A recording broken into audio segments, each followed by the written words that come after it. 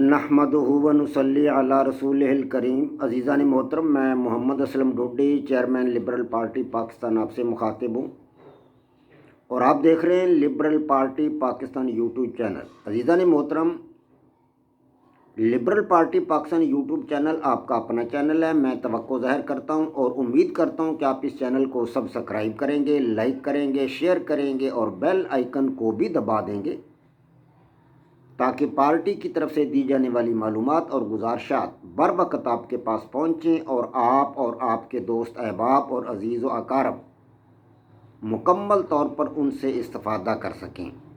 عزیزان محترم، liberal party Pakistan کے بینر تلے آپ کے سامنے ان دنوں 3 اہم ترین پروگرام پیش کیے جا رہے ہیں، یعنی قرآن پاک کی تفسیر، نمبر 2 سیرت النبی صلی اللہ علیہ وآلہ وسلم، اور نمبر 3 میری کتاب جدلیاتی لبرلزم کا خلاصہ۔ عزیزان محترم، آج میں آپ حضرات کے سامنے جس موضوع پر اظہار خیال کر رہا ہوں یہ ہے میری کتاب جدلیاتی لبرلزم کا ایپیسوڈ نمبر 70۔ اس سے قبل آپ کے سامنے 69 ایپیسوڈز میں پیش کر چکا ہوں اس کتاب کے۔ قرآن پاک کی تفسیر کے بھی 13 ایپیسوڈ ہو چکے ہیں، اسی طرح سیرت النبی صلی اللہ علیہ وآلہ وسلم کے بھی تقریباً 35-36 ایپیسوڈ ہو چکے ہیں۔ تو جدلیاتی لبرلزم کا آج 17واں ایپیسوڈ ہے، یعنی 17th ایپیسوڈ۔ تو میں آپ کو گزشتہ چند روز سے جدلیاتی لبرلزم کا جو سوشل پارٹ ہے، یعنی سوشل لبرلزم، اس کے حوالہ سے آپ کو میں کچھ بریف کر رہا ہوں۔ تو عزیزان محترم، دانشوروں کی کاوشوں سے جو اہل مغرب میں اچھے لوگ تھے، پڑھے لکھے سمجھدار، جو کہ جان لاک کے شاگردوں میں ان کو شمار کر لیں یا ان کے مطلب جو ساتھی تھے، ان کے بعد میں جو آنے والے لوگ تھے، ان لوگوں نے بڑی کاوشیں کیں فرد کی بہتری کے لیے، فرد کے حقوق کے لیے، فرد کے ذاتی حقوق، فرد کے شہری حقوق، ان کے لیے۔ اور اس طرح جو تھا کلاسیکل لبرلزم، وہ دھیرے دھیرے سوشل لبرلزم میں کنورٹ ہو گیا۔ اس کے مقابلہ میں سوشلزم اور کمیونزم تو شکست فاش کھا گئے، اور جو تھا کلاسیکل لبرلزم وہ سوشل لبرلزم کے اندر تبدیل ہو گیا اور زندہ رہا، کیونکہ اس کے قوانین جو تھے یہ اٹل نہیں تھے، اس کے قوانین قابل تغیر تھے، یعنی تبدیل ہونے کی پوزیشن میں تھے، اس لیے وہ بدل کر اپنی پوزیشن ایک نئی اختیار کر گیا، یعنی سوشل لبرلزم میں ڈھل گیا۔ تو اب جو 20ویں صدی کا تیسرا اشرہ تھا، اس اشرہ میں اب سوشل لبرلزم کے تحت جو تھیں وہ فلاحی ریاستیں وجود میں آنے لگی مغرب میں۔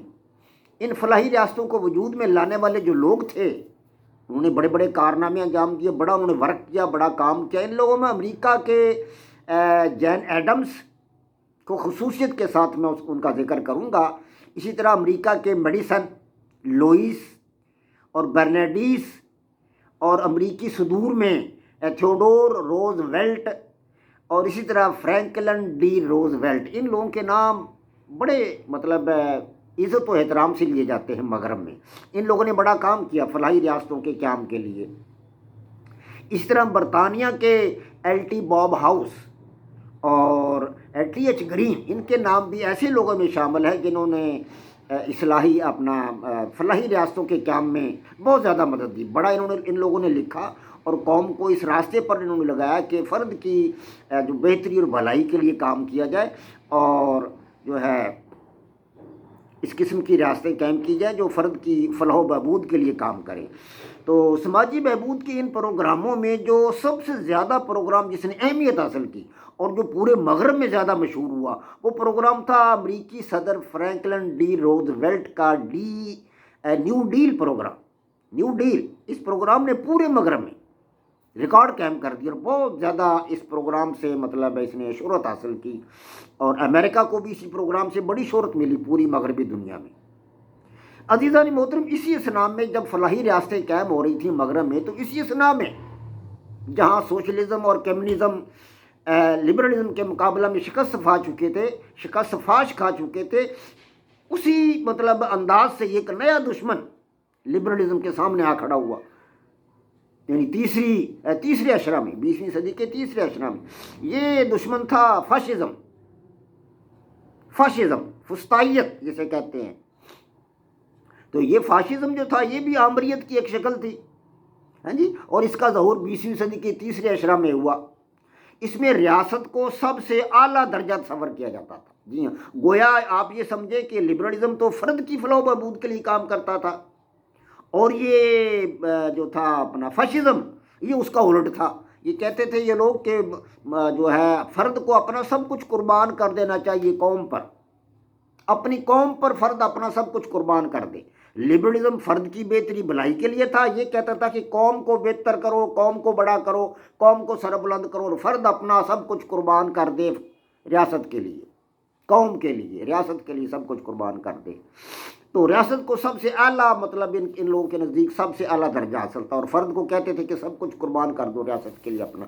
1922 میں اٹلی میں مسولینی اٹلی میں، اور 1933 میں جرمنی میں ہٹلر نے اس قسم کی فسطائی ریاستیں جو تھیں وہ قائم کیں، اور ان لوگوں نے اپنی جو نجائز خواہشات تھیں ان کی تکمیل کے لیے اپنے ملکوں کو معاشی بدحالی کے گڑھے میں پھینک دیا. معاشی طور پر یہ لوگ پست ہو گئے، اور لبرلزم جو تھا وہ خدا کے فضل و کرم سے ان کے مقابلہ میں سرخ رو ہو کر نکلا.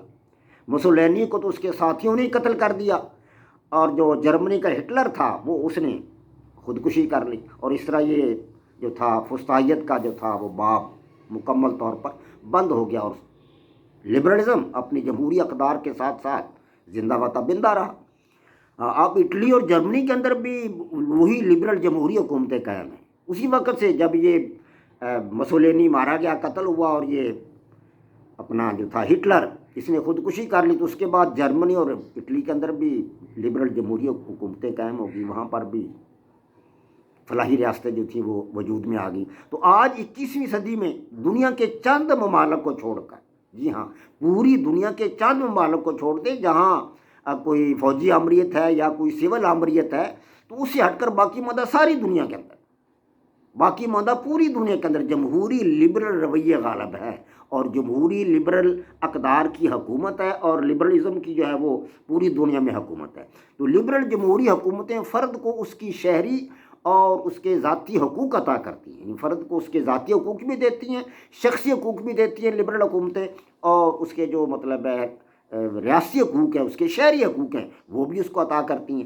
تو اس طرح وہ ترقی، فرد کی آسودگی، فرد کی بہتری، بھلائی جو ہے یہ ان کا ترہ امتیاز ہے لبرل حکومتوں کا. اور حقیقت میں یہی انسانیت کی انسانیت کا جو ہے وہ مطلب انسانیت کی معراج ہے میری ذاتی سمجھ بوجھ کے مطابق. وما علینا الا البلاغ. پاک فوج زندہ باد، پاکستان پائندہ باد.